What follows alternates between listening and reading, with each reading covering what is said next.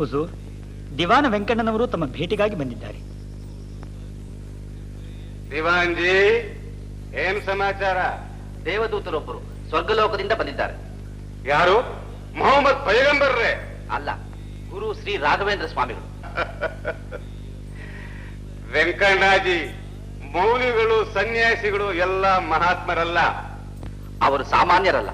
ಅವರ ಹೆಸರು ಹೇಳಿದೊಡನೆ ಓದೇ ಇಲ್ಲದ ನಾನು ವಿದ್ಯಾವಂತನಾದದ್ದು ತಮಗೇ ಗೊತ್ತಿದೆ. ಅಚ್ಚಾ, ನಮ್ಮ ಭೇಟಿಗೆ ಏರ್ಪಾಡು ಮಾಡಿ.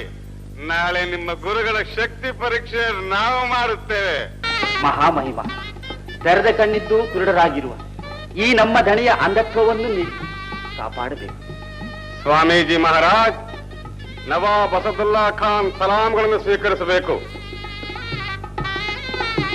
ಭಕ್ತಿಯಿಂದ ಯಾರೇನು ತಂದರೂ ನಮ್ಮ ರಾಮ ಸ್ವೀಕರಿಸುತ್ತಾರೆ. ಮಹಾರಾಜ್, ನೀವು ನಮಗಾಗಿ ತಂದಿರುವ ಪ್ರೇಮದ ಕಾಣಿಕೆ ಮರೆಮಾಡಿ ಕೊಡಬೇಡಿ, ತೆರೆ ತೆಗೆದೇ ಇಟ್ಟು ಬಿಡಿ.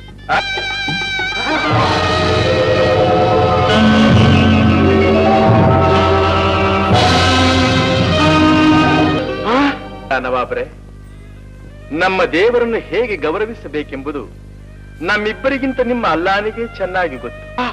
ಮಾಫ್ ಮಾಡಬೇಕು. ತಮ್ಮ ಮಹಿಮೆ ತಿಳಿದ ತಪ್ಪು ಮಾಡಿಬಿಟ್ಟೆ. ಆ ನವಾಬರೇ, ತುಂಗಭದ್ರಾ ತೀರದಲ್ಲಿರುವ ಮಂಚಾಲೆ ಗ್ರಾಮವನ್ನು ನಮಗೆ ಕೊಡುವಿರಾ? ನಮ್ಮ ರಾಮ ಕೇಳೆಂದದ್ದು ಆ ಗ್ರಾಮ, ಅದನ್ನು ಕೊಟ್ಟರೆ ಏನು? ಕೊಟ್ಟೇ ಬಿಡುತ್ತೇನೆ. ರಾಘವೇಂದ್ರ ಸ್ವಾಮೀಜಿ.